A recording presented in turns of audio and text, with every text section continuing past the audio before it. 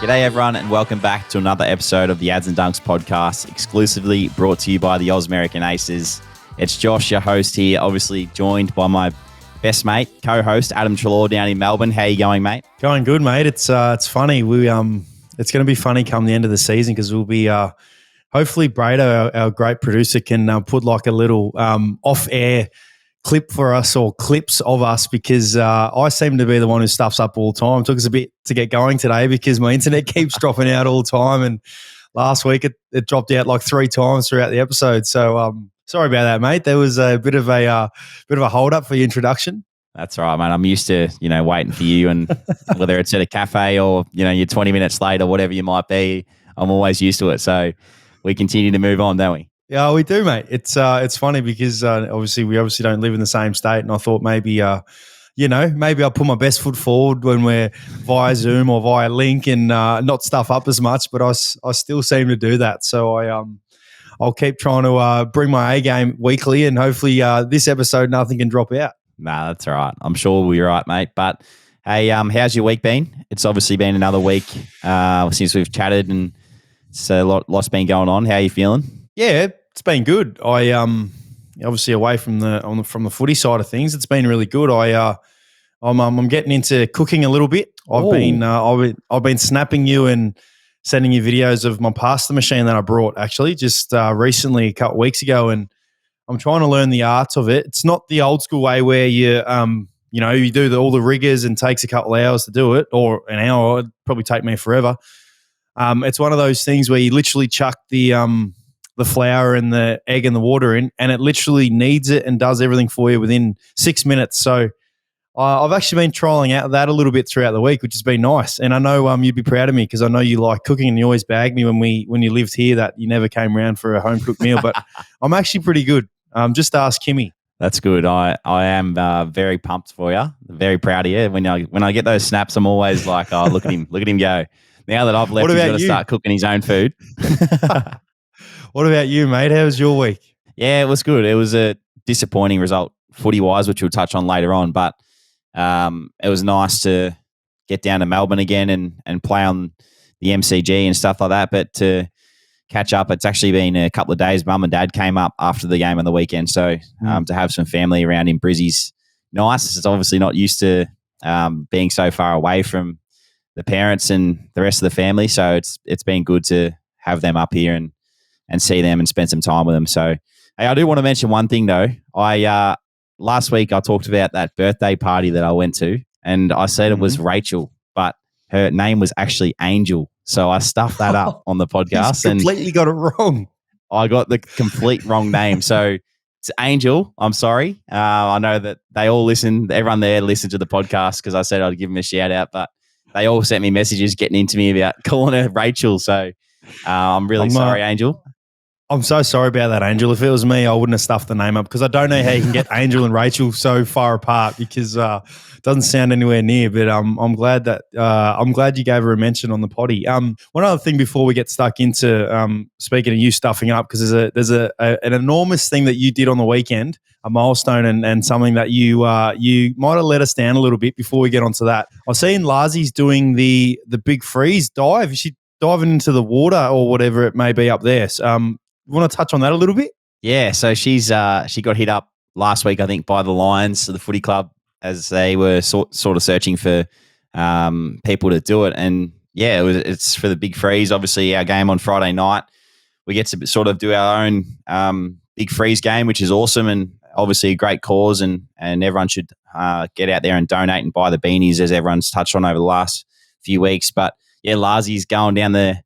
I think it's actually a dunking thing. So you press a button and she drops into like a big tank of water full of ice and cold, and yeah, a little bit. So you funny to watch. You won't be able to see it though, will you? Because you'll be preparing for the game.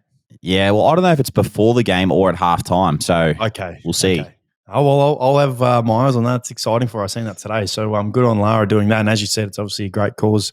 Watching yesterday's game was firstly was an unbelievable game itself. Two of the best teams in the comp, but was the build-up and all the celebrities and ex-sportsmen and Eric Banner, the A-grade movie star sliding down the slide is incredible. And something obviously for the cause itself, you'd love to do, but obviously post-career, if you ever got asked to obviously slide down the slide, I can imagine it's something that you'd want to do for sure. Oh, yeah, absolutely. I mean, as you touched on, it'd be an honour to be a part of it, but at the moment it's hard being a player, and but from afar, I feel like we all contribute to what is a great cause, as we touched on. So it is something I'd love to do in the future, that's for sure.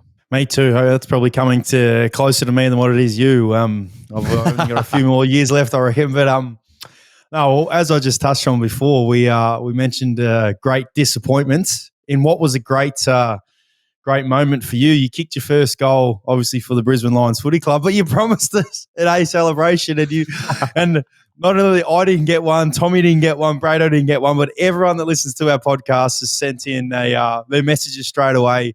Why didn't Dunks do the A celebration? First, you got to give us a please explain, and then maybe secondly, you can just do it on the potty for us. Yeah, well, I am sorry to all our loyal podcast supporters out there. I've got a bit of an excuse, because I feel like once I kicked the goal, I did the AEST Treloar celebration in the double fister, and then everyone got around me. I just got swamped. And you know what? It was going through my head. I've got to get the A up. Come on, get it going. And by the time all the boys sort of ran away from me, it was back to the centre square. So I was like, oh, I'm not going to be able to do it now. It's too late. So, nah. But I was definitely thinking about it in my mind, but I just didn't get the chance. I'm sorry. See, I actually know that you would have been thinking about it, because you're one of the most loyal men I've ever met. And when you say you'll do something, you'll do it. And yeah, for some reason I could sense, because I was obviously watching, I could see, there was just something in you that wanted to do it. I know you were pumped about kicking a goal, and you've always been a great celebrator of goals, but there would have been a little bit of hesitation as soon as everyone finished celebrating with you. It would have been a bit awkward if you were running to the centre square just throwing up the A sign. So just throwing up this one. Yeah.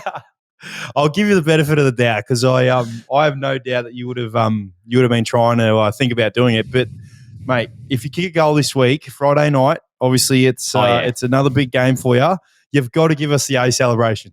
All right, I promise. I promise right here, right now, that I will do it. I will do it if I can go. Well, that's for all our listeners out there, because as I just said, we had over 100 comments written in, and just before we put up a Q&A, a question about anyone who wants us to answer some questions or send some questions through, and I had hundreds of comments yet again about you not doing the A sign. So one thing I'll take from that is it's great that we have so many people listening to us and getting a kick out of us talking crap week in, week out. So there you have it here. Dunks has promised for the second time that he's going to do the A sign on Friday night. But we'll obviously move on to the footy that we always start off with. And it's happened again, mate. The omen that you and I have, if one of us loses, the other one loses.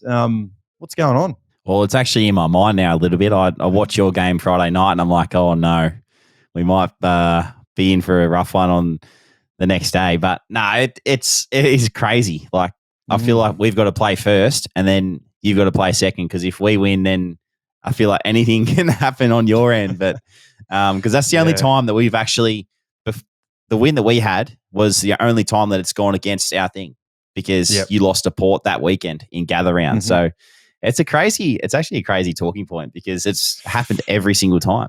I know, and I was touching on we'll go through the game obviously, but your goal was kicked in the same manner that I kicked my goal this week. It was the exact same manner, feedback, snap over your corner, and you celebrated. So pretty funny how things work. We always say we always seem to do the same things when it comes to injuries and whatnot. So it's pretty funny. But we'll obviously touch on your game first. Yeah, I guess just run us through. Obviously, I spoke about Hawthorn when we played them a few weeks ago on the potty about how impressed I was by them, and if you give them a chance to play how they want to play, they're going to obviously take that with the young group that they have, energetic legs. They're a great contested ball team. I think they're still number one in the competition. Great clearance teams and great midfielders through there. Just talk us through what do you feel like went wrong, and what did you guys do right as well? Because it obviously wasn't a blowout, and there's obviously some positives you can take from it. But take us through the game. Yeah, it was a tough one. I think, as you said, the Hawks boys are definitely up for the fight every single week, and you've got to be on your game against them, because there's some great players out there that are just ready to take that scalp obviously being down the bottom end of the ladder doesn't mean anything for Hawthorn. That's for sure. They play an exciting brand of football. It's a different brand of footy to what to what everyone's really used to. They like to handball a lot. So we probably went there with the thought process of, trying to defend them and come forward and things like that. And their handball chain just got overlap, and unfortunately we sort of played into their hands a little bit. So the game was on their terms for majority of the day. And unfortunately I feel like the contest stuff too, like they got us from centre bounce, but then we won clearances around the ground. So it went from coast to coast, really. It went from our forward line to their goals nearly most of the time. So yeah, disappointing, but I feel like as you touched on, there's always positives that come out of it. And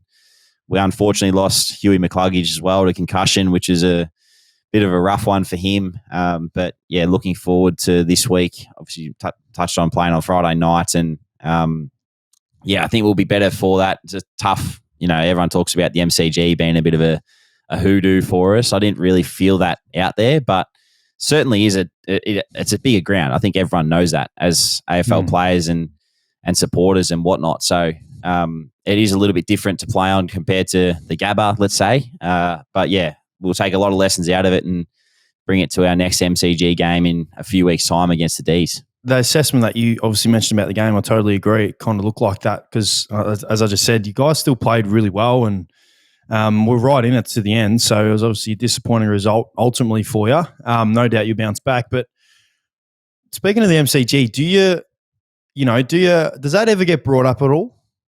Ever? Like maybe internally from coaches or anything? Or because obviously it has been a public, I guess, knock, I suppose, on the Lions, and even before you were there, it was always spoken about. And last year in the final series, I feel like they proved a lot of people wrong because they played some great footy on the G.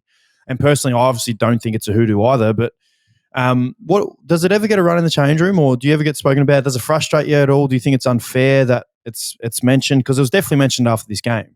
Oh, it's actually, to be honest, it wasn't mentioned once in the lead up to playing the Hawks. The only thing that was really mentioned was that the Hawks have beaten us the last 3 years or 4 years now. So every time the Lions have played the Hawks in the last 4 years, they've beaten. Hawthorn have won that game. So that was the only thing that was really mentioned. And those games have been in Tassie. One was at the MCG. I think there was 2 at Tassie, 1 MCG. So, it's definitely not something that is spoken about as players. It's just obviously the outside world that, people say that they don't hear it or listen to it. Up here, it's a little bit different. You don't hear as much, but you definitely hear the outside noise. And we probably thought about it post game because everyone's talking about it. But I just feel like it's a bigger ground. We don't get to play there often.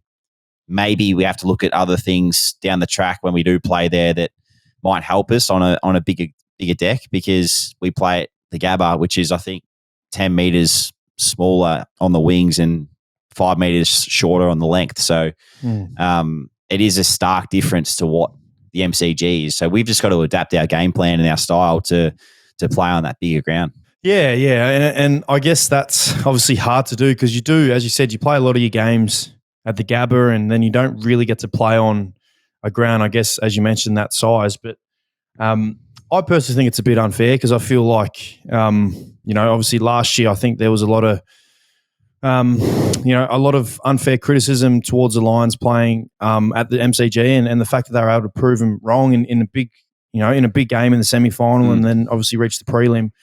I felt like it was a little bit unfair, and I got no doubt, when you get the opportunity next time, as you said, in a few weeks' time, you guys will rectify that and play a good, hopefully win, but play a good brand of footy on the G. What about the Sicily tackle?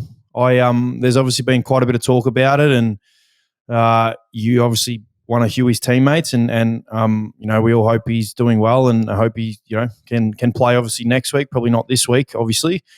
What was your thoughts on that? I saw it from a distance. I know James Sicily personally, and I think he's a really good fella. So I know that he wouldn't be doing that on purpose out on the field. It's probably a little bit of anger. Things take over when you cross that white line. So I've got nothing against him personally. I know personally he wouldn't want to do that to anyone. So I feel sorry for him, but it is something that we're trying to stamp out of the game. And obviously Huey got knocked out. So,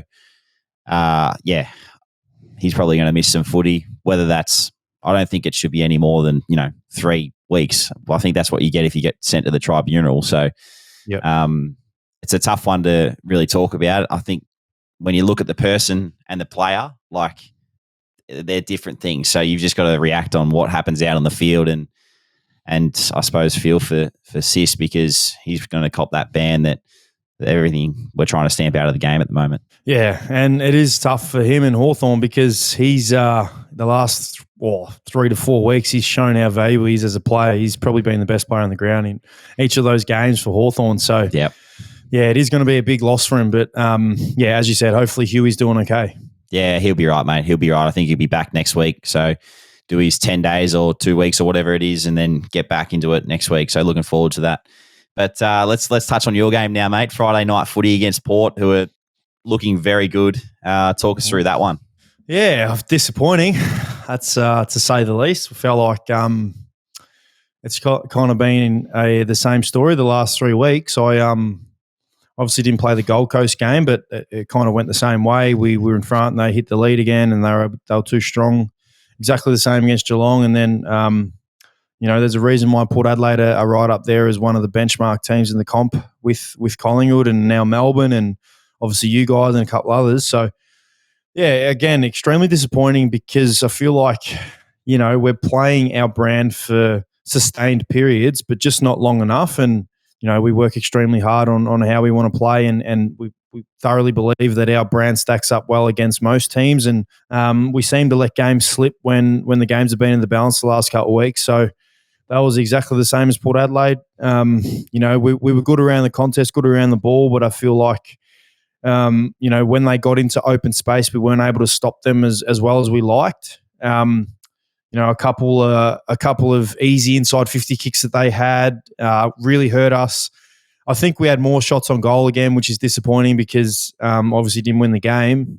We had more inside 50s, I believe. We won some key indicators that we felt like, if we win those, that probably goes a long way to actually winning the game. But yeah, we just weren't good enough. Port Adelaide played them twice now this year, and in my opinion, they're the best side I've definitely played against this season, and are going to be right there come the pointy end of the season. They're playing a great brand of footy, very confident brand of footy, led by Zach Butters and Connor Rozier, who are, it's I might have to change my start bench cut from last week with Connor Rozier by how well he's playing and how tough he is, and just really impressed by the way he goes about it, and he helps lead them in the middle there, and he's a big reason why they won the game by the way that he played himself, and a couple of the other guys. Charlie Dixon was a great in for them as well. So yeah, extremely frustrating, mate, that we weren't able to win the game, and I felt like we put ourselves in a good position to now 2 weeks in a row, 3 weeks in a row, 2 weeks in a row since I've been back in the side. So we'll definitely be trying to rectify that this week, and no opposition is easy, and it's going to be a tough challenge for us this week against North Melbourne. You talk about Zach Butters. He's flying, isn't he? But what do you think? Like, I reckon we've all felt that, when you're going well and you just feel like you can't be stopped. Like, how do you think you do stop him? Like, he's one of those players that just cracks in at the ball. Like, he's as hard as anyone in the competition. Like, how would you stop Zach Butters? It's a good question. There's probably no way you could probably do it at the moment, but I think that is probably why, because he's, there's quite often you see guys, and Zach would probably be the first guy to say that he's not the biggest guy out there, and a lot of the times what they lack in size, they might, not be as good inside, might not win contest the footy or clearance. It's the total opposite of what he does. He wins contest the ball, clearance, and is a great outside player if you give him time and space. He's an unbelievable kick. So I've kind of answered my own question there. You probably can't answer your question there, sorry, because you probably can't stop him. I feel like you'd have to really hold him down like a Ryan Crowley tag the way he used to do back in his day, because if you take away his outside game, no doubt he'll have a crack and try and win the inside game. The thing that I am so impressed by him is, when players, eventually, start to figure it out and become great offensive players and absolute superstars by what they do with the footy, because, a lot of the times the general person or the general public will see, oh, he's such a good player because of the way he gets the ball, wins the footy, his decision making, his kicking, whatever it may be. He does it just as well the other side. He defensively is as good as any midfielder in the competition, in my opinion. Yep. He chases and tackles hard. He plays right to the line, puts his body in the line. He flies for aerial contests when he's not the biggest guy out there. Just extremely impressed by him. And as I said, we've played him twice this year, and he'll probably get best on ground in both games in terms of the Brownlow. I know he's got max coaches votes both times, so my respect level for him just through the roof, enormously through the roof again from the weekend. And I did hear he was actually a Western Bulldogs fan. So, he was a Western Bulldogs fan. So, I feel like he gets a little bit of a kick playing against us because they're players, Libba and Bonte, these guys that he would have loved growing up in the Bulldogs colours. So, he's an absolute star and was a massive reason why they actually won the game. Speaking of Libba, you'd have to be up for the chat with Butters too because he's very good on the lip, I've heard. Him and Libba were going at it a few times during the game. Did you overhear anything? Oh, probably not safe to say on a potty that we've got some great fans who listen to. And no, but it's all fun and games. That's the thing. You could see when they're, when they're talking crap to each other, there's a bit of a smile, cheeky, elbow in the back or whatever it may be. It's pretty funny watching them go at it because, they're very much alike. And I feel like that's what kickstarts Zach Butters' game. I know it does for Libba when he's contest and, chirping or whatever it may be. But I feel like that is what kickstarts his game and really gets him going and gets him on edge. So, keep doing it. No doubt he will for the rest of the year. And if there's a smoky for the Brownlow, well, he's probably not even a smoky anymore. I feel like he's a genuine favourite for the Brownlow. I feel like, if he's a big chance to, take it out this year. So, well done to him. He's flying. Moving on, mate, we'll talk about this week for both of us. You obviously touched on you got North Melbourne. Do you want to give us a bit of a preview on that game and talk us through what you'd be looking to achieve this week? Yeah, well, obviously win. That's in the forefront of the mind, but we need to win. That's the reality. We want to stay in touch with the top teams and definitely in the top 8. And they're playing an exciting brand and have been playing an exciting brand the last few weeks. That you can clearly tell that, it's one of those brands where you give them the license to really take the game on. They do. And they did again on the weekend. And they've got some quality through there. Just really, really looking forward to seeing what we can bring and what we can sustain for the large part of the game. We've got to, as I said, we've played our brand in dribs and drabs throughout the game. And, and as I've touched on before, it starts with contest the ball and really winning that inside battle. We've been able to do that, but just not for long enough. And as I said, there's no easy teams in this competition. And I don't really care what the ladder positions say. I don't really care what it says about North Melbourne. I'm not sure where they are on the ladder, but it doesn't really matter to me and it doesn't really matter to us. We've got to take it, as a game where we need a win. We've got to take him as, being one of the best teams and take them on head on because we know they're going to want to do that to us. And, it's a game that I genuinely believe is going to be hopefully the kickstart for, again, what's going to be, really good games of footy for us going forward. It's been, started off the year poorly with those first 2 games, then played some really good footy where we were actually building something really good. And then the last 3 weeks we've really let ourselves down. So hopefully this can be the week where, disregard the score, just look after, what we look after and play our brand for footy. And hopefully the scoreboard looks after itself and, have a really good win because we need to. And as I said, we ain't going to take any team lightly and we just can't this week against North Melbourne because we know if we do, they'll run all over us and they'll end up beating us. So we can't do that. One player I'm really looking forward to watching against you guys is the rising star for this week, George Wardlaw. He looks like a serious player and maybe even a smoky for the rising star, but I'm looking forward to seeing him going up against your midfield, mate. How do you see his progress so far? Well, I'm glad you mentioned him because he's definitely one of them. I mean, people obviously talk about Harry Sheasel, who's probably the rising star favourite with obviously your teammate Will Ashcroft.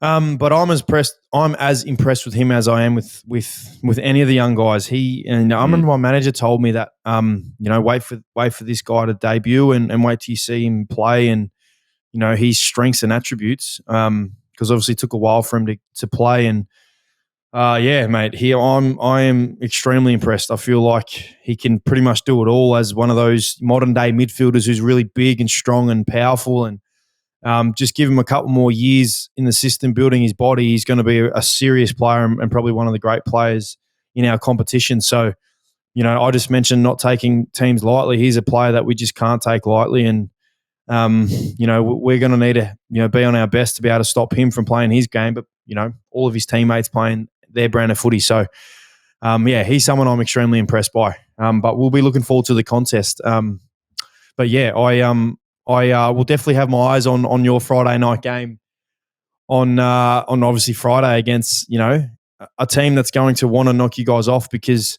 them themselves, the Swans, are playing. I think they obviously wouldn't be too pleased with their win-loss record and how they're going, and we know just how how good they can be. There was no fluke. They were in the grand final last year and took it right to the last game of the year. No doubt you're going to be expecting that obviously off the back of you guys losing, but off the back of the Swans losing as well. I feel like it's going to be a tightly fought contest and one that you'll be looking forward to. How do you see it playing out? Yeah, it's going to be a great game. I feel like they've, as you said, they'll probably be very disappointed with how they're going at the moment, but the faith is still there in their group. And yeah, after our game and losing down in Melbourne on the weekend, we'll be coming out with a full head of steam as well. So it's going to be two teams that are going to be wanting to crack in right from the start. And I feel like if we can get the always say it, the territory battle in our favour, then it'll go a long way into us scoring. So that's you score goals, you win games of footy. We probably haven't scored enough over the last few weeks, 2 weeks especially against the Crows and the Hawks. So we need to kick a score that's going to put us in a position to win games of footy, but also defend as a team as well. So they like to take the game on, similar to the Hawks with that handball overlap, but they really do like to kick the ball a little bit more as well. So we're going to have to be on and switched on in Team D and be ready for that contest because they've got some good little inside mids that can cover the ground and work really hard all over the ground to outnumber, but also get their ground balls in too. So looking forward to that one, mates. It's going to be a good test for us. As we always say, no team you can be taken lightly these days. So looking forward to the contest, and yeah, it's a big one for us, Friday night footy, and as we touched on before, it's the big freeze game too up here. So a lot on the line for us as a football club and as a team as well. Any matchups you're looking forward to in the game? Any players? I know you like playing against Sydney. It's one of the teams that I got no doubt that you mark in your calendar. You enjoy playing against them. Is there anyone you're looking forward to playing or coming up against? Yeah, well, I like playing against the Swans because the history that the old man played there and just got a bit of a connection to the club. I speak to Horse a little bit still, and I've just got a few good relationships at that footy club, and it's going to be good to play against him again. I don't know if Cal Mills is playing this week. I think he might come back from injury. But if he's around, then it'll be a good matchup on him. Luke Parker will probably be back. So in the midfield, we're going to have our hands full with, as I touched on, their smaller guys in like Errol Goulden, Tommy Papley that goes through there, Chad Warner, who's on fire. He's been on fire for the last 2 years, I feel, and Mills as well. So there's a lot of them that run through there as well. Rowbottom's one that can play that sort of negating role and get you on the outside as well. So we're all going to have to be switched on. Hopefully our big key forwards can take a few clunks and stretch their defence a little bit, which would be nice for us. But I feel like there's going to be a lot of matchups all over the ground that are going to be ones to watch. Yep, no doubt. I'll be watching, and no doubt it'll be a sellout for you. And these are the games you look forward to, the Friday night blockbusters for you, which is exciting. Is there anything else you want to bring up from the round? Anything exciting that caught your eye, or one thing that I love seeing was just the big Texan kicking 10 for the Crows. It was everyone I feel like knows Tex and knows what he's been through, and he's had his ups and downs both on and off the field. But to see him kick 10 in game 250, I think it was it's just great for not only him but the fans and the game in general, because it's just a great feeling to go out there and see what he can do on a personal level, but then also watching from afar, know him personally, and yeah, he's a ripping man. So awesome to see that. Yeah, I agree. It was I wasn't able to watch it, but I was checking the I was scrolling through the stats and I just kept seeing him. I think he had 6 goals at halftime or whatever it was, 7 goals. And I thought, this is incredible to be able to play the way that he is. And it's not just because it's his 250th. He's been playing some really good footy all year long. And, it's funny because people talk about, great forwards and Jeremy Cameron and Tom Hawkins and Charlie Curnow and these guys. But Tex is as good as any of them on his day. And as we've seen on the weekend, he's still playing as good as ever. And I believe he jumped to the equal Coleman medal leaderboard just from one game. So yeah, I agree with you. It was cool to see. I went back and watched the highlights, and would have been a great day for him and his family. And it was funny because some of the goals that he was kicking weren't just Joe the Gooses, where I'm looking for Tex up forward. He's actually kicking some rippers and just showcasing his bag of tricks and skills that he's had his whole career. So I agree with that. One thing I did see was the Dan Butler tackle. Yeah, I was going to bring this up too. What were your thoughts? I'll let you can be the resident tackle expert. Yeah, well, to be honest, I just don't understand, what's going on. It frustrated me that it was even looked at, to be honest, because he's just chasing him from behind. It's a great tackle in my eyes, like chase down tackle, win a free kick, holding the ball, get to the inside of 50, potentially score. So that's what you've got to do. And I actually think he said in his I don't know what you call it, like interview at the tribunal, he said, if I don't tackle him, I get dropped. So what's he supposed to do? Yeah, I agree. I 100% agree with everything you say. And I think also you've got to, you can sense when there's malice in it or when there's intent to hurt somebody. And absolute zero in this. Zero intent to hurt him. It was a great, when I watched it live, I was thinking, it's a great tackle. And then obviously, unfortunately, Blakey went off and wasn't able to play the rest of the game. So I always think, it sucks to see Blakey's a gun, and I hope he's okay. And from what I believe, he was okay. But yeah, you watching the game live, I thought that is actually a quality tackle. If you're watching that at home, that's what you'd teach someone how to tackle him from behind. The way that I see it is, where's the intent? So his intent was just to tackle him. It wasn't to hurt him. So for me, the sling tackle, there's an intent there to actually hurt the person with the ball. So that's just a whole nother level. Whereas this tackle is a chase down tackle. There's no intent to hurt. It's completely luck of the draw that he got knocked out or taken off the field because of concussion. So for me, in my eyes, it's plain and simple. Like he should not get a week for that. He should not even get cited for that. Yep, unfortunately, that's what's happening nowadays. And again, I'm going to reiterate, I understand because of the head concussion and the trauma and looking after the player, but common sense, there has to be common sense in the game as well because, as we've both just said, it looked like a really good tackle to us. Yeah, agreed. Because if he doesn't tackle there, like we said, he's out of the team and unfortunately not playing AFL football, which is what we all want to see. We want to see the best players out there. I agree. Anything else before we move on from footy that caught your eye or you're looking forward to this week? No, not really, mate. I'm looking forward to the last round of the netball though. It's going to be obviously it's a disappointing one for the Firebirds because it's their last game of the year, but it's a huge game for the Adelaide Thunderbirds and Tipper because they've got to win to maintain. I think they could either get second or third spot on the ladder. So it's a big game for them.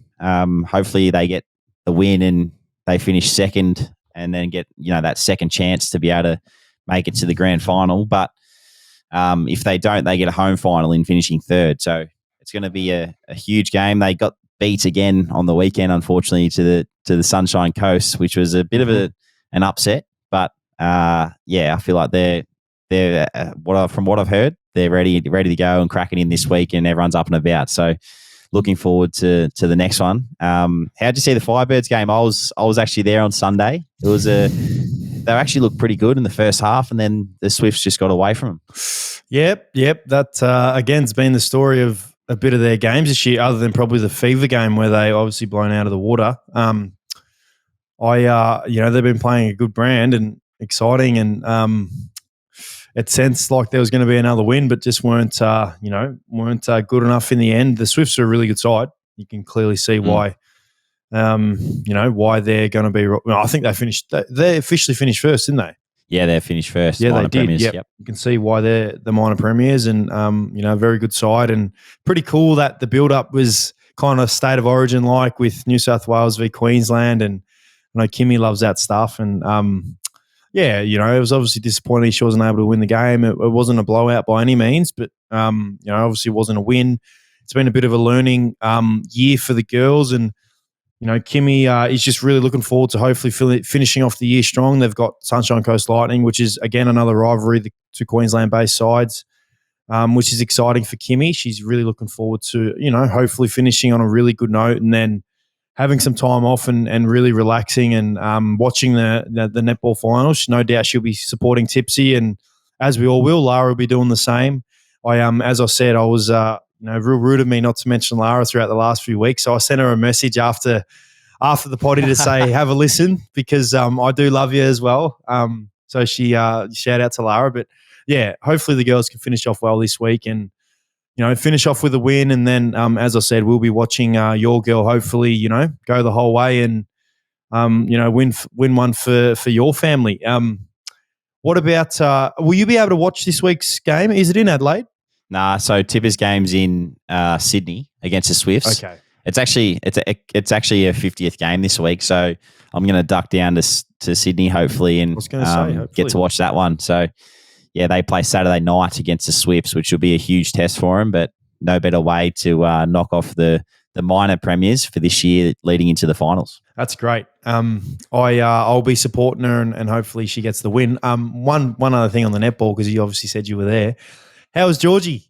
Yeah, she came and sat, seen her, and Georgie came and sat straight in front of us, and straight away she turned around and she's pointed at me and she's like, Josh. It was so good. Yeah, got a little cuddle off her, mate. I was going to send you a photo, but last time I sent you a photo, you cracked the shits and gave me nothing. No, so I didn't. I thought I better not. Mate, I had photos sent to me anyway, so it didn't matter. I look at it with pride because I know you and Kyle and Lara are all looking after Georgie and Kimmy up there whilst I'm down here doing my work. Yeah, well, it was. I just didn't want to upset you, mate. I knew it'd be hard for you. It'd be very hard for you seeing us up here with your family. But no, it was great. It's awesome to see Georgie and give her a little cuddle, mate, as we always do. So. Nice to be there on Sunday, but unfortunate results. But hey, one other one I actually want to talk about was Romelda Aiken absolutely flying for the Swifts. And she was a big part of the Firebirds before obviously moving there, but she's flying. Yeah, it was I actually didn't realise she was playing. I thought she'd retired. That was what I believed, and because I thought, was she not playing for Queensland? I know she had been a star and was a part of those great teams that Kim was a part of all those years ago.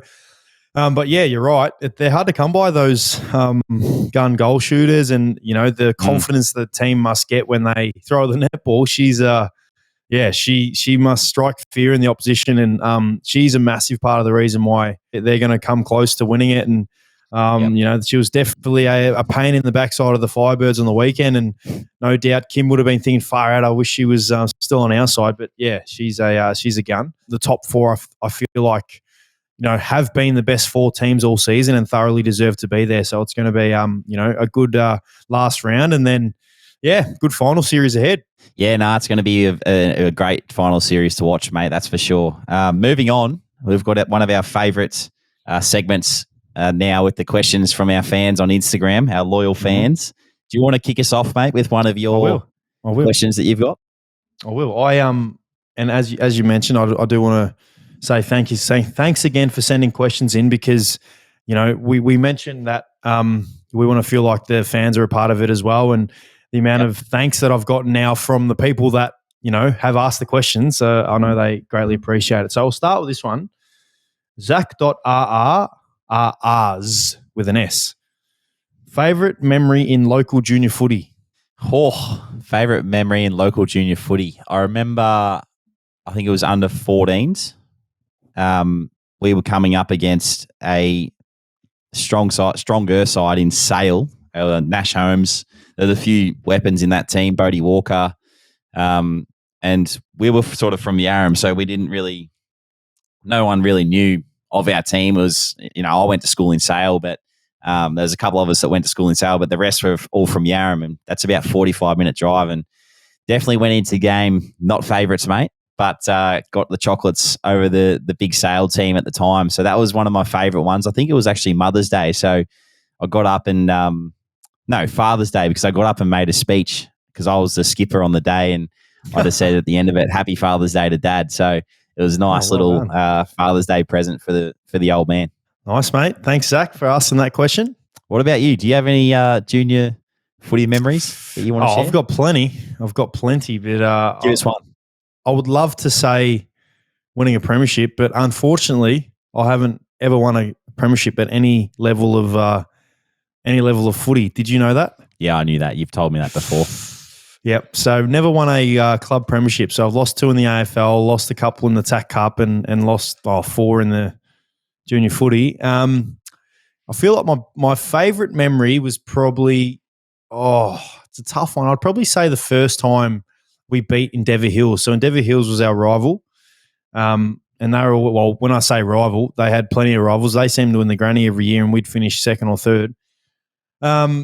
We just couldn't beat them. And it took till under 14s, I believe, which was 9s, 10s, 11s, 12s, 13s, 14s, 6 years till we actually beat them. And, to this day, it's one of the great wins that I'm proud of to have been a part of. They had some great players led by, guy named Adam Frickcott and Ganem Zogby. These guys were, some gun players. So I know they'll be listening. They'll probably get a bit of a kick out of being mentioned. So they were a thorn in our backs for a long time, and we still couldn't beat them. The 2 grannies that I played in against them, they still beat us. So it hurts me to this day. But yeah, they're probably my favourite memory was winning that first game against them. Nah, that's good, mate. That's good. I've got one here from Charlie Miller with 5 R's at the end of that, Miller. Opinions on the Carlton fans having a go at players post-game. Did you see that clip? Oh, yeah. Yeah, I don't like it. I don't like it either. Yeah, it's just one thing. Look, I understand, right? I've obviously played at Collingwood, which is a big footy club, and my first couple of years there, we were underperforming and weren't playing to expectation, and a little bit of that was happening as well. And it is hard because the players put so much effort and time and work into one being the best individual that they can be, but everyone plays for the same reason, and they want to win, and they want to win games of footy, and they want to win premierships. And I have no doubt that every player that's representing Carlton, have the same mindset. They want to go out there and they want to win. They want to stop the doubters. They don't want to, they don't want to not win. They don't want to not, represent the club and not win for that proud football club. And, the fans just don't see it and don't get it. And it's frustrating because being a player, I've been a part of, some abuse directed to me, but directed to our team. And, it's hard to bite your tongue in the heat of the moment because, they're questioning you as the person and the character. And, I've heard stuff like you're a disgrace to wear the jumper and this and that. And sometimes you just want to say, why don't you chuck the jumper on? See how you go. It's not as easy as it may look. These guys are working their asses off. And, at the moment, it's not working for them. It's not like they're not trying. So, yeah, it's frustrating to see because, as I said, I've been on the end of abuse copped from fans, and it's something that players, I've got no doubt learn to live with and this grow thick skin. What's your thoughts on it? Yeah, I couldn't agree more with you, mate. I'd second what you say, every little bit of it, because it's a bit unfair when you hear some of the stuff getting thrown over the fence. I haven't really been, other than maybe the Doggies game this year, abused too much over the fence. But yeah, that clip was just disgusting, to be honest. I didn't rate it at all. And I feel like, the supporters should be getting around their players because they're still going out there and trying every week. It's just not happening for them. So if you support a football club, then support your players. Don't do the opposite and make them feel just as bad as what they do already. The thing for me that frustrates me the most is I hate when players' character comes into question and things that they believe in and what they're made of is questioned and how they are as a person. And that should never be related, because footies, yes, they love it, but it's their job. It's what they need to do. You know, the general person leaning over the fence hurling abuse, how often are you at work getting hurled abuse at by people externally looking at you? Yep. Probably never. You know, so why do these players deserve that? They don't deserve it, because at the end of the day, they're human beings. They've got feelings. They go home to their family. And you know, I know there's going to be people out there saying, I don't really care what you're saying, Adam, blah, blah, blah. But you know what it is? Players put their ass on the line, and you should be appreciating that. Fans should be appreciating that. And I understand you get frustrated. I totally understand, because you love your team and you're passionate. But it's not like they're not going out there and not trying. They're trying their asses off. They want to do them proud. So, I didn't like the clip either. We've got a good one from Holly Cades. What is the best part about having a partner as a professional netballer? Oh, good question. For me, I feel like it's just that you live a similar lifestyle. So for like in our position, we live obviously interstate, as we all talk about. Adsy and I talk about a fair bit on the podcast, but yeah, I feel like you understand each other's life, and because we're both professional athletes, you definitely give them time to do all their things and support them through those things as well. So it's a very similar kind of person that you're dealing with, like yourself. So for me and Tip, it's just great that we can lean on each other at times when we need it, but also at the same time let each other go and do the work to make ourselves better. So I feel like it's a very, you know, you can drive each other throughout the relationship, but at the same time you can be there to support each other if your partner ever needs it. So I agree, mate. I second all of that. And wait till you and Tipsy have either a baby girl or a baby boy. The excitement will be even more through the roof for you. But yeah, I totally agree. Do you miss playing together? From Darcy Waters. Yeah. Yep, I do. That is my answer. I do. Yeah, I do. I do miss you being able to run out there with you. And, you know, probably the next time we play together, hopefully will be local footy. When I'm retired, and you'll probably play for 5 or so more years, and then just come join me as the old boy and we can play together. But no, I definitely do. I miss that. I feel like, you know, it was something that we definitely didn't take for granted, that's for sure, and we appreciated it. And I love the fact that before each 10 bounce or the start of the game, we'd find each other and give each other a hug and wish each other all the very best for the game ahead. But yeah, I do miss it.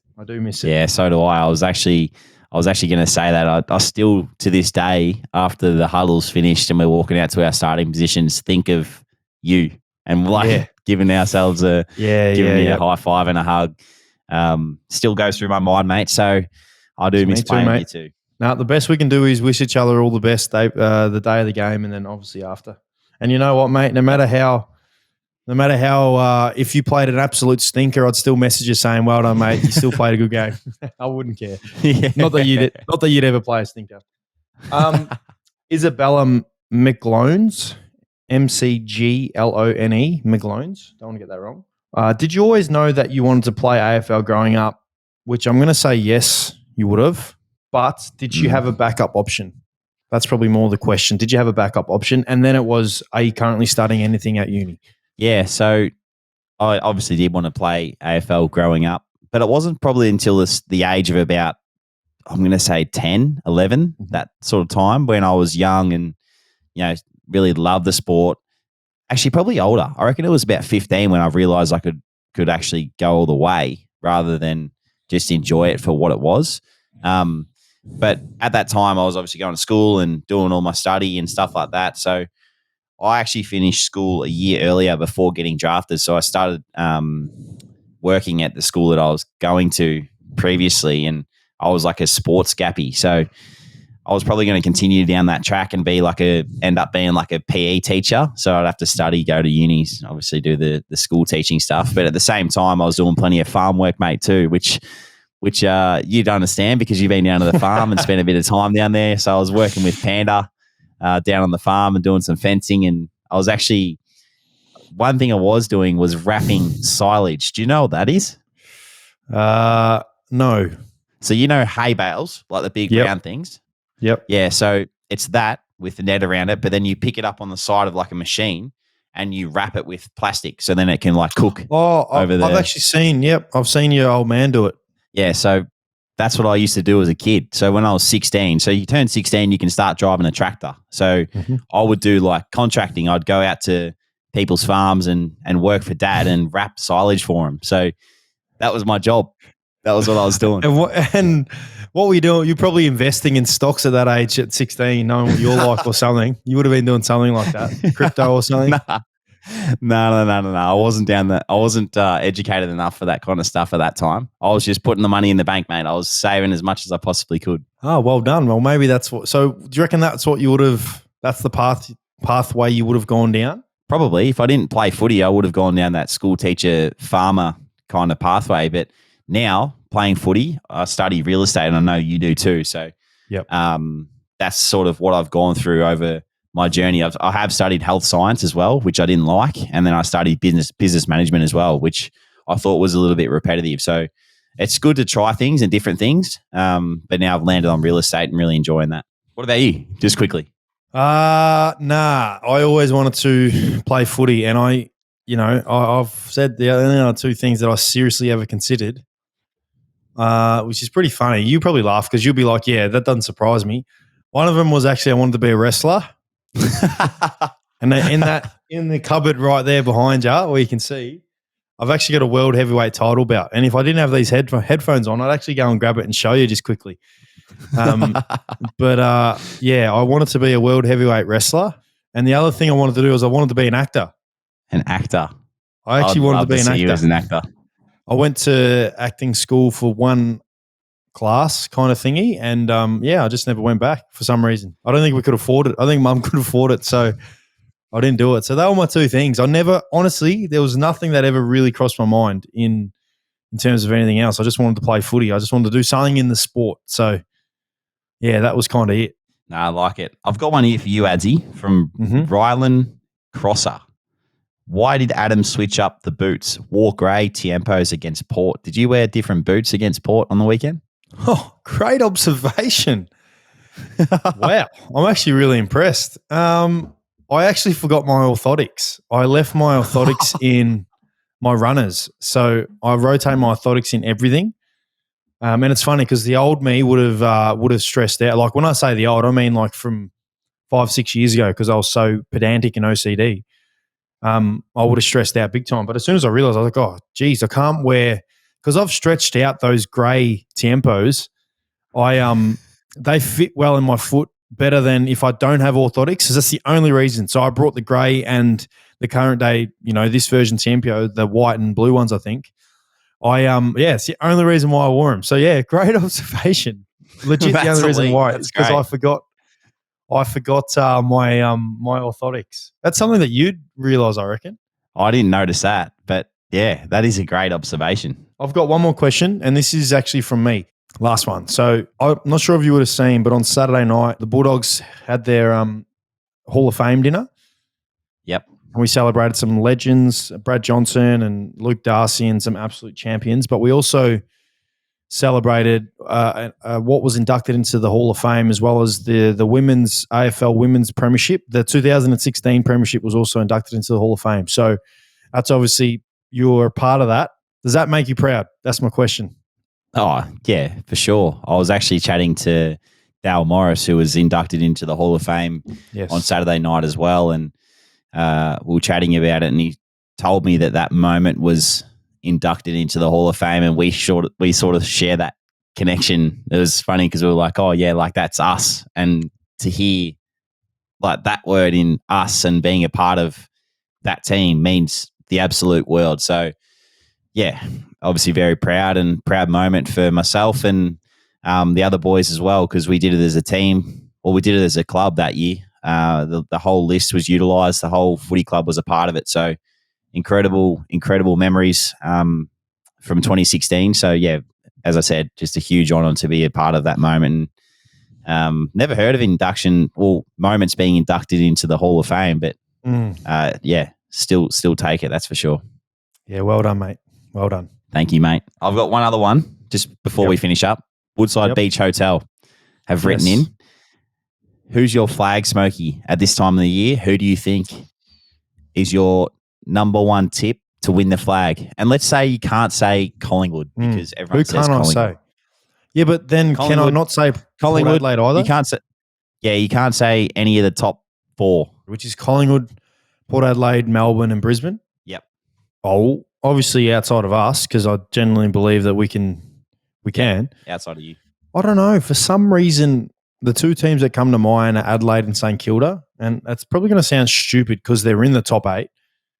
I think they are. But I just think you get Adelaide, maybe at Adelaide Oval, if they get an opportunity there. You're not going to. I don't feel like you're going to beat them. And I also think if they get their tails up and can play the exciting brand they play, you see, they put up 170 points or whatever it was last week, and against you guys, they obviously were really good as well. I feel like, their best can match it with, any of the top 4 sides. Their absolute best. And I think St Kilda, because the way they are defensively, I feel like defense does win premierships. You got to have some form of offense and play well, but defense does win premierships. I feel like their defense is obviously as good as anybody's. It's just if they consistently get it well on the offensive side of the ball, which they have, they're a chance as well. What about you? I was going to say the Crows too, but because you've said them, I'm going to say someone different in Freo. I think Freo, with a little bit of momentum, they would be hard to beat. They knocked off the D's at the G a couple of weeks ago. If they ended up getting a home final, winning that, and then going to the MCG with a lot of momentum behind them, I reckon they would be a tough team to beat. And we've obviously played them already, and so have you. So, now they got their tails up. Oh, it's a hard one because now I think about Richmond as well, and they're kind of playing like, the Richmond of the past few seasons where it's just scintillating. That's the word. It's just unbelievable. When they get going, you can't stop them. So, they've played clearly with Andrew McWalter coming in, and he's showing his capabilities as a senior coach. So, they're probably another side. But, good question. Tough one. Good from the Woodside Beach Hotel, mate. Yep. Well done. You probably jumped into the socials and just put it in yourself and then thought it was them. But, no, we'll go to this segment that we're absolutely loving at the moment because it's getting a lot of traction from our fans, the start, bench, cut. You've asked me the past couple of weeks, so I'm going to ask you. Yep. This is a tough one. 3 quality players, small forwards who get up the ground and just absolute quality. Obviously, the question is start, bench, cut. You're going to go first. The 3 players are Bobby Hill, obviously from Collingwood, Dylan Moore from the Hawks, and Josh Rochelle from the Crows. Who will you start benching and cutting? Start, bench, cut. Okay. I'm going to start Dylan Moore. I rate him as a player. He's a workhorse. And he can kick goals. Like he's a good player. I played him on the weekend. Kicked an incredible goal, set shot from the boundary line in the pocket. Like chances of kicking that are very rare. So I'm going to say him because I just respect the way that he plays. Not saying the other 2 guys aren't as good, but I just feel like he is one that you would want in your team. Bench, I'm going to bench Josh Rochelle from the Crows just because of his X factor and his energy. And I'm going to cut Bobby Hill from the Pies. Yeah, so I agree with you. The start, I'll start Dylan Moore. From what you said, I totally agree. He's a when the Hawks start winning more games consistently and competing for finals in whether it's this year or years to come, he'll constantly be spoken about and will probably be an All-Australian here or there. He's an absolute gun. So I'm going to say Dylan Moore, but I'm going to swap the other. I then reckon Bobby Hill I'll bench and then I'll cut Josh Rochelle. For what you said as well, I feel like Bobby Hill's X factor. I don't know. Maybe I see it a lot more because he's at Collingwood and he plays in front of the big crowd. It's because you're a Pies man, mate. It's because you're a Pies man. And I've got a bit of Pies blood in me. I'm going to say Bobby Hill. And, unfortunately, Josh Rochelle. But, he's as good as any of those small forwards, when he gets an opportunity. So, it's a good one this week. I'm looking forward to the next one. Tommy's doing a great job getting these start, bench, and cuts. He is. Nah, it's good. Great little segment we've got. But moving on, the one that we always talk about too that's actually fine, like it's going to be over now, so we're going to have to find something else to talk about, is the NBA Finals. Mate, Denver are champions. I picked it from the start. Yeah, you did. You did mention Denver. You did say that Miami were going to win one more and it was going to be 2-2 or 3-2, whatever it would have been today. So you got that wrong. But No. pick I Denver. reckon I picked Denver from the start of the playoffs. Oh no, you did. Yeah. I agree. You did. I'm saying from last week's podcast, you mentioned. Oh yeah. I asked you as we finished. So you're not always right, just for what it's worth, but you were right. I'll give you that. Thanks. You were right. You said Denver. They obviously got the job done. Oh yeah, where do you even start? I feel like every close game that they were in, which was pretty much every game, they still found a way to win. And they were down most of the game today. And the start of the last quarter where Miami literally it was a terrible offensive game. Both teams were terrible on the offensive side, but maybe that's just a reflection of how good they were defensively, both teams. But every time the game was close, you just felt like Denver were going to win. Yeah, I agree. Have you ever seen a more relaxed NBA champion than Nikola Jokic? That was the first thing I thought. I was, one of the things I laughed about was when they did the team photo. So the photo where they actually, the whole team and even the support staff and the owner and everyone get there. Usually the guy sitting on the podium, but on the ground bit, is the best player. So last year was obviously Steph and Clay and Draymond.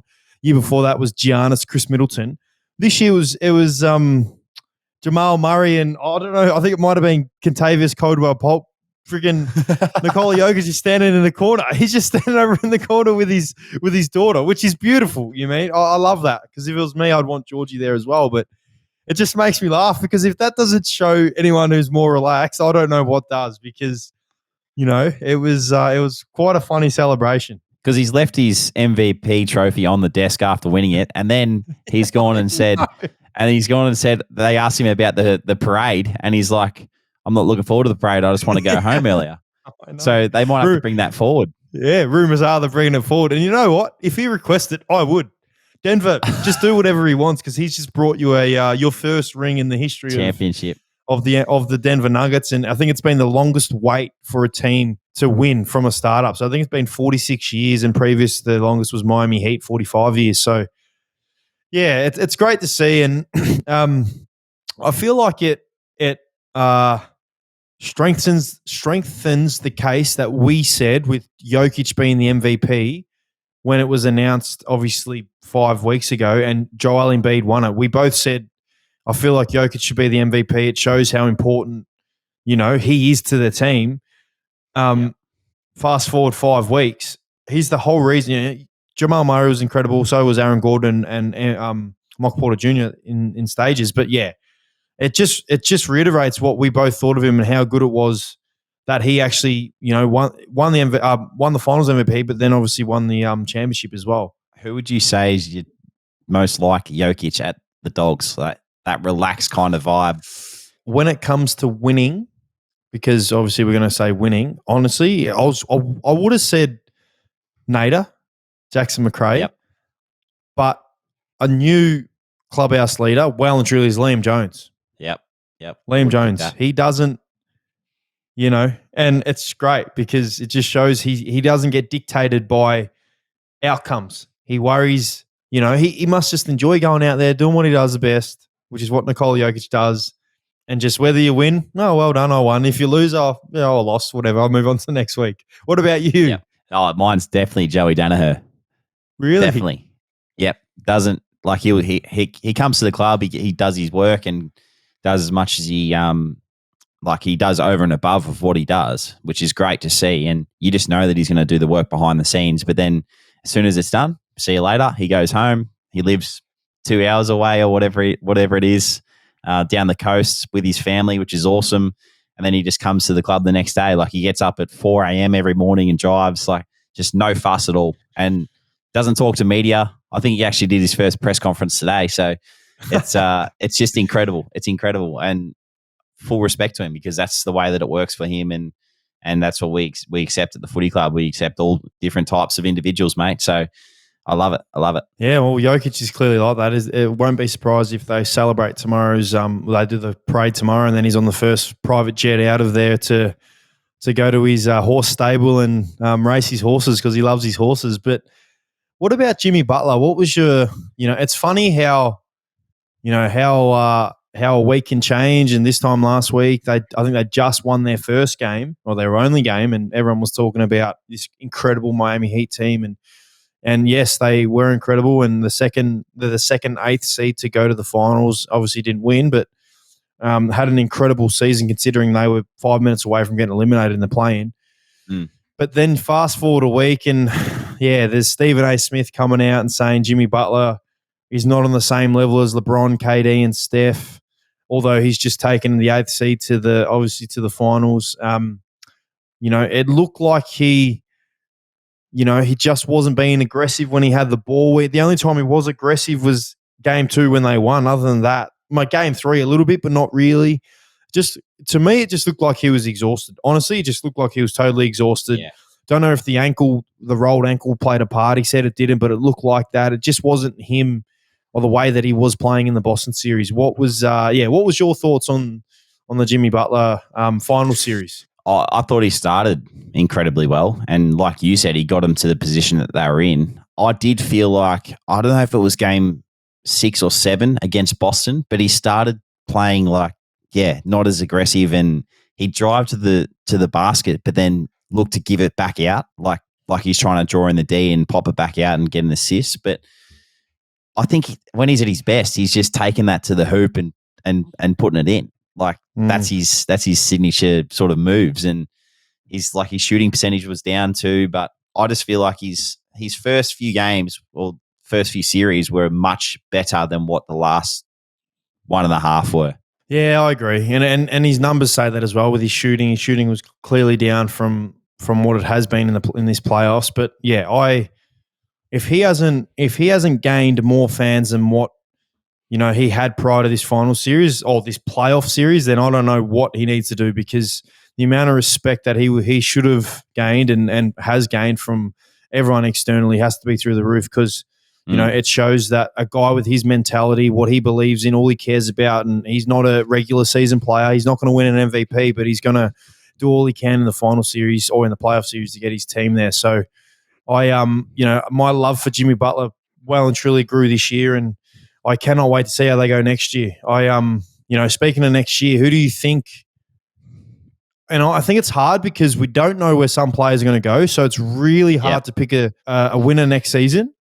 But right now, with LeBron at the Lakers, James Harden's still at Philly, you just factoring that they're there. This will change if they leave, obviously, but as of right now, if the teams were set, who would be your team to win it next year?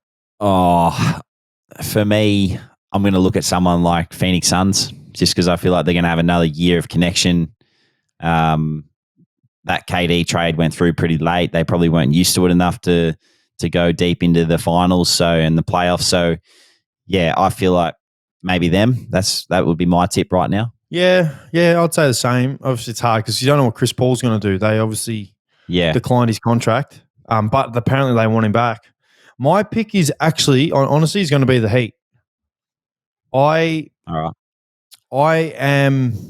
taking a leaf out of Milwaukee because Giannis took them a while, eventually got there with the same roster essentially. Denver Nuggets have essentially had the same roster other than Aaron Gordon being there, but with their main stars, so with obviously Jamal Murray and Nikola Jokic. I think Tyler Hero not playing in this final series was a huge factor in them not eventually winning. I mean, they got to the finals, but if he was fit and healthy, they could have probably finished higher. I think Victor Oladipo going down really hurt them as well. So not factoring in wherever team players go, because there's rumors LeBron's going to Dallas and Kyrie's going to Dallas and all these players are going everywhere. Kawhi Leonard's going to go somewhere apparently. So right now as we speak, I'm going to say Miami Heat next year. All right. We'll remember that. I've got the Suns and you've got the Heat. But before the season starts, no, we're allowed to mate, if LeBron goes to Dallas or, something big like that happens where there's another super team, you've got to be allowed to change this. AD might leave. Who knows? All right. What about a trade? If there was a trade to happen, big star. Well, where do you want to see him go and who? No, LeBron to Dallas would be pretty cool to see him, Kyrie and Luka all together. That'd be pretty sick. I don't think this is a big one because I don't think he's an absolute he's not in the echelon of the A graders, A pluses. He's an A grader, but not an A plus. Zach LaVine. I'd love to see Zach LaVine go to a team like a contending team. So say LeBron and AD stay together, Zach LaVine go to the Lakers and see how they would go with a scorer like Zach LaVine who can get a bucket and shoot as well with LeBron and whatnot. So he's my one, and the one that I'm interested in as well is James Harden. I'm keen to see if he does go to Houston. From all reports, he wants to go to the Rockets. So that'll be interesting. There you go. And before we touch up on the basketball stuff, we want to congratulate Aussie Jack White too. We've actually got some news. He's gonna join us on our podcast when he gets back to Australia. So that'll be cool to spend some time with him, mate, and have a chat about all his experiences throughout the finals and the playoffs. So huge congrats to him. Grew up with him, playing basketball with him, and it's just incredible to know that now he's an NBA champion and he's got that ring. So huge. Yeah, and I agree. We love seeing the Aussies obviously have success, and what a situation for him to be in and have that experience. And towards the end of the regular season, actually played some minutes and played some good minutes. So no doubt he'll be on top of the world right now, and we're all very proud of him here in Australia. Before we finish up, it's been another great episode. What are we going to do for 10 to 15 minutes of an episode without the NBA? I mean, I know what I'd like to do. I'd like to start preparing for NFL fantasy in 4 months' time, because you think our listeners out there think that we love the NBA. Wait till we do an off-season Ads and Dunks podcast. The episode's just going to be purely about the NFL fantasy and the 8 teams that I have. And the mock drafts that we got to do and all this kind of stuff. No, I think we should potentially put it to the fans. I reckon we should ask the fans what they want for 10 to 15 minutes and get their feedback and then run that. I reckon that's a good idea. All right, and then we'll sneak in NFL fantasy. So make sure you do your research for the next week, mate, because I'll be peppering you with heaps of questions. But no, I totally agree with that. We'll set a poll out this week and see what the fans want us to talk about. Sounds good, mate. Look forward to it. Well, mate, before we go, is there anything else you want to say or wrap it up? No, let's wrap it up. I think it's been a great episode. Thanks again, everyone, for listening to the Ads and Dunks podcast, exclusively brought to you by the Ausmerican Aces. We appreciate all your support. If you haven't already, still head over to Apple, Spotify, give us that 5-star rating. We are 328 ratings away from organising our biggest giveaway yet. So thanks again, Adsy. Look forward to seeing you next week, mate. You too, mate. Good luck. You too.